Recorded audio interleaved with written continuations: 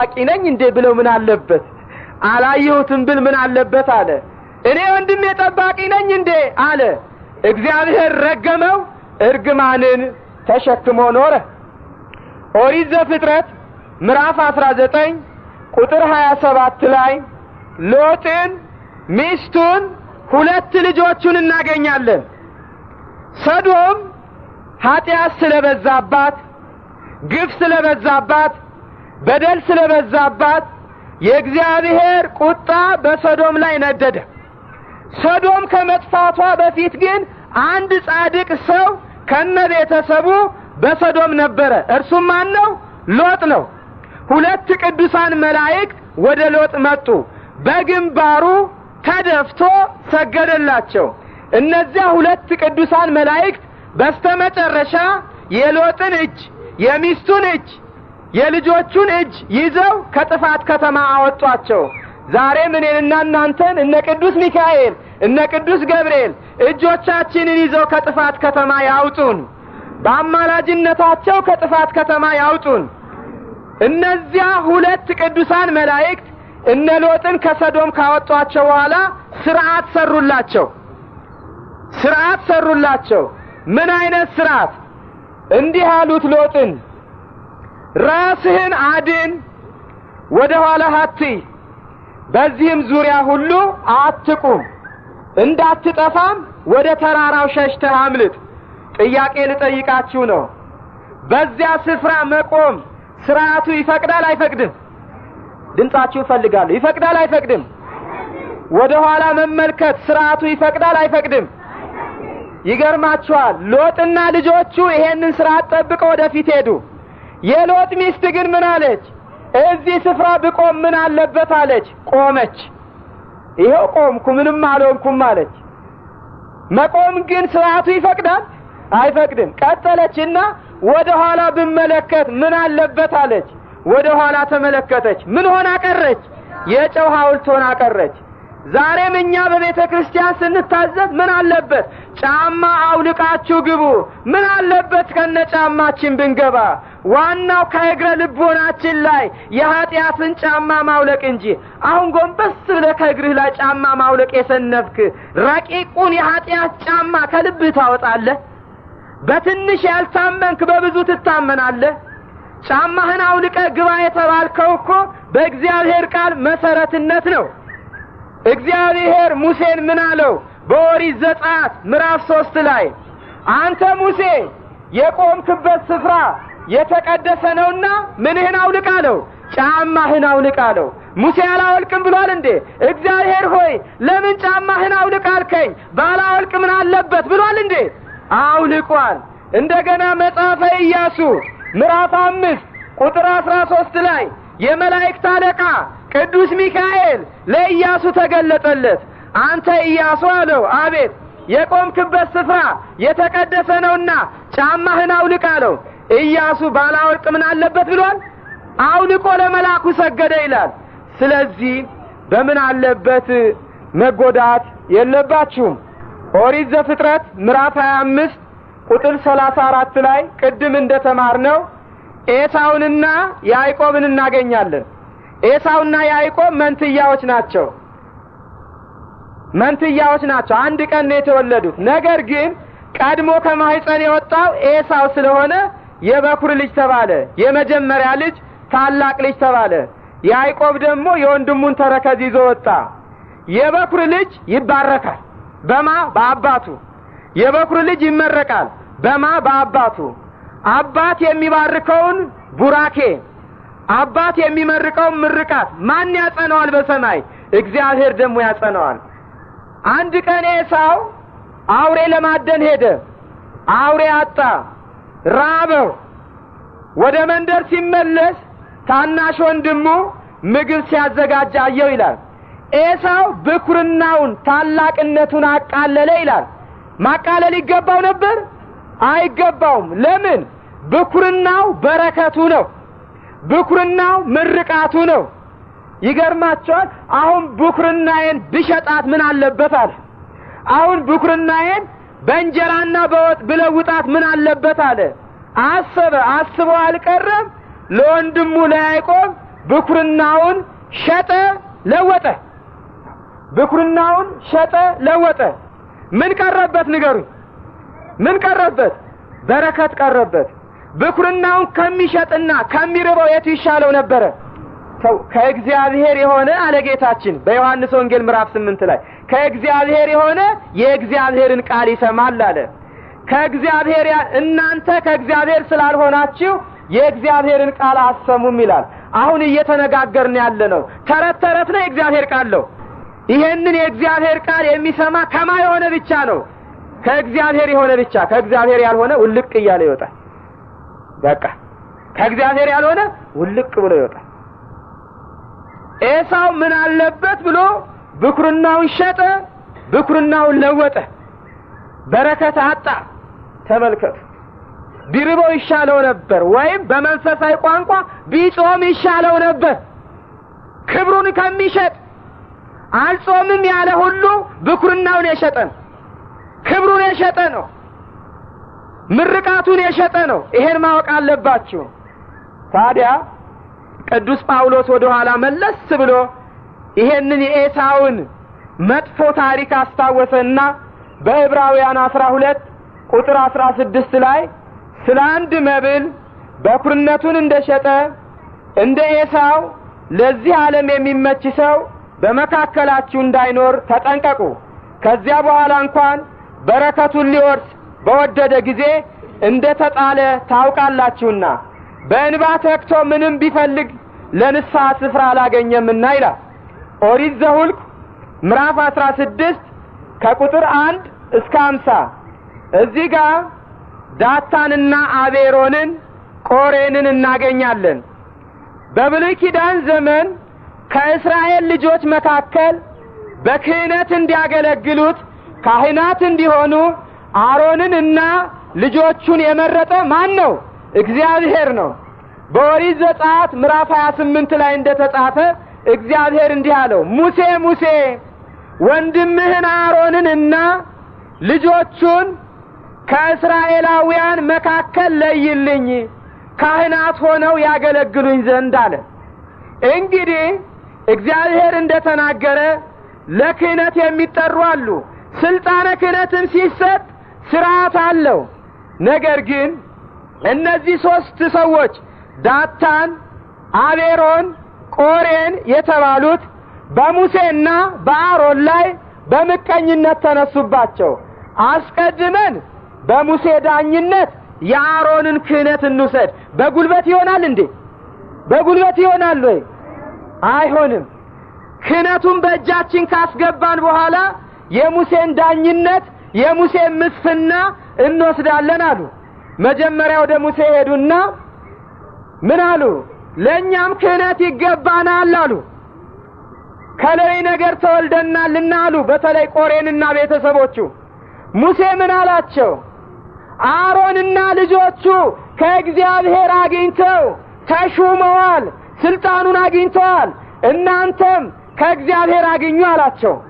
ታሪኩን አሳጥረውና ቆሬን ከ250 ሰዎች ጋራ ምን አለበት እኛም የካህናት ልብስ ለብሰን ጥና ይዘን ወደ ቤተ መቅደስ ገብተን እንደ አሮን ብናጥን ምን አለበት አሉ። ስርዓቱ ይፈቅድላቸዋል? አይፈቅድላቸውም። ምን አለበት ብለው ገና ማጠን ሲጀምሩ እሳት ከሰማይ ወረደና አቃጠላቸው። ሁሉም ሞቱ፣ እንደ ተለበለበ ግንድ ሆኑ ይላል። ዳታንና አቤሮን አብረው መክረዋልና ከነዕቃዎቻቸው ከነቤተሰቦቻቸው ይህቺ ጉዟ መሬት አፏን ከፍታ ዋጠቻቸው ይላል። የምን አለበት መዘዝ ቀላል አይደለም። እስራኤላውያን በሙሉ ይሄንን አዩ። ዳታን፣ አቤሮን፣ ቆሬን በድፍረታቸው ተቀሰፉ እንደማለት ፈንታ ህዝቡ ደግሞ ምን አሉ መሰላችሁ? ሙሴንና አሮንን እንደ ነፍሰ ገዳይ ያዩአቸው። ሙሴና አሮን ነፍሰ ገዳዮች ናቸው እንዴ? እነዚያ የሞቱት በማን ጥፋት ነው?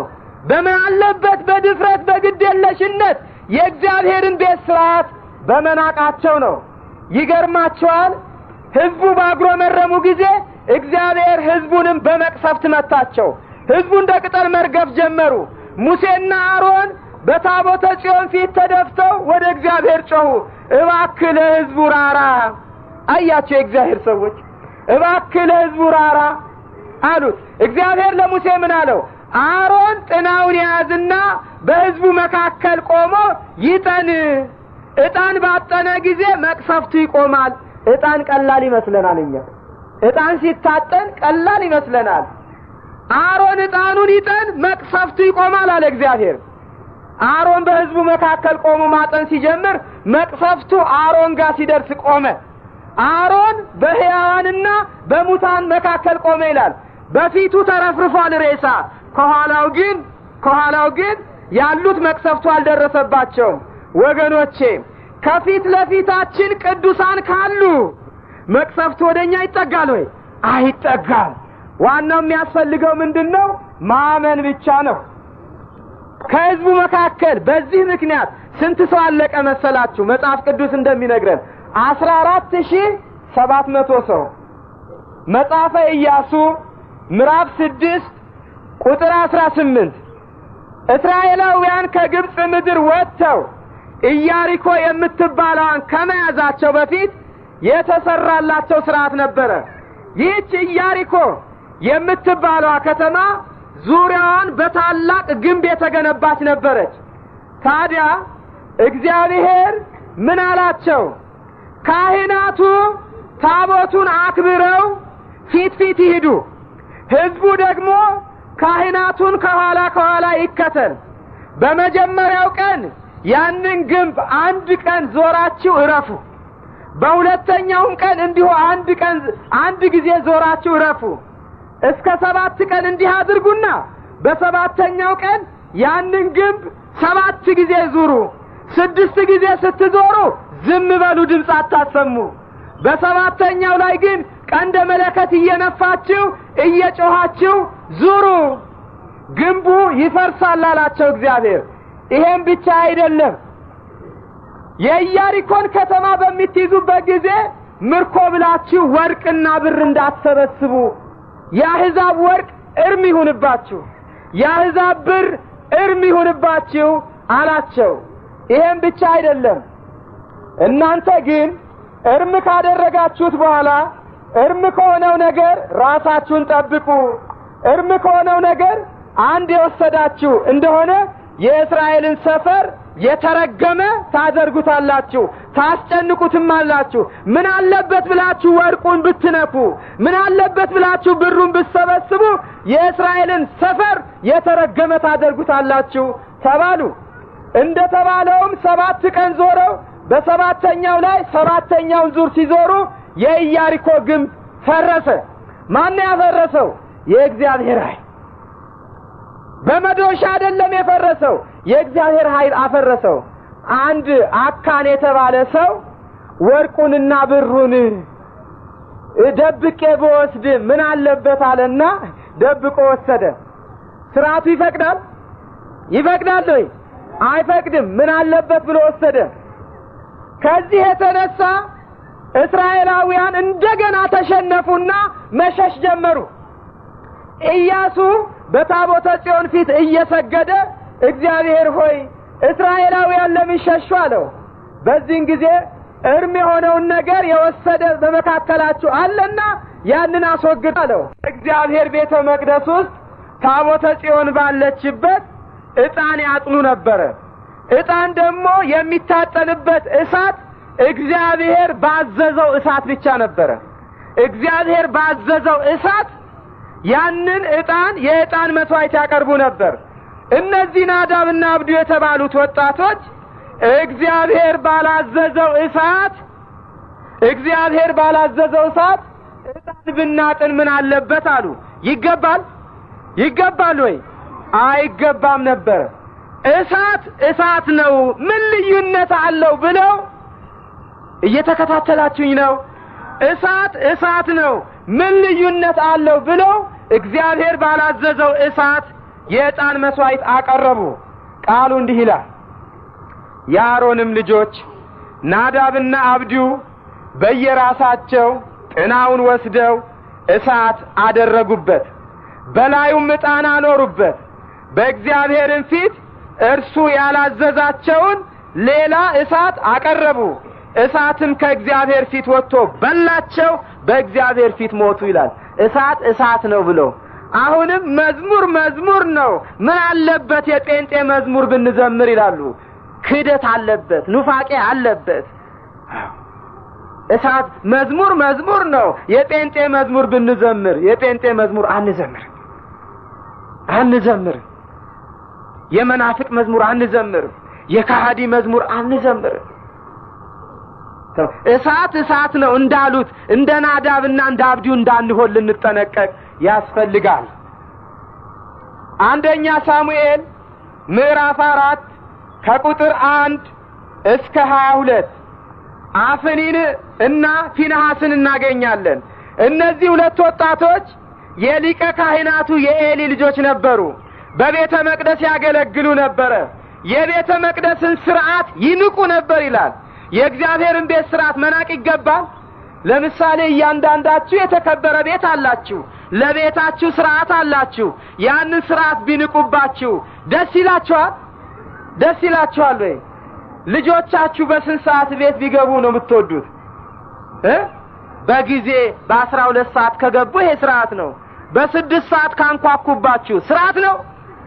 እንኳን የእግዚአብሔር ቤት የኔና የናንተ የደካሞቹ ቤት እንኳን ሥርዓት አለው። አፍኒንና ፊንሐስ የእግዚአብሔርን ቤት ሥርዓት ናቁ። ይገርማችኋል፣ ወደ እግዚአብሔር ቤት ከሚመጡ ሴቶች ጋራ ያመነዝሩ ነበር ይላል። እዛው ታቦተ ጽዮን አጠገብ። አሁን ይሄ ሥርዓት ነው? የትስ ቢሆን ማመንዘር ይገባል። እንኳን ታቦተ ጽዮን ያለችበት ቦታ ምን አለበት ብለው በድፍረት እኮ ነው፣ በትዕቢት ነው አመነዘሩ።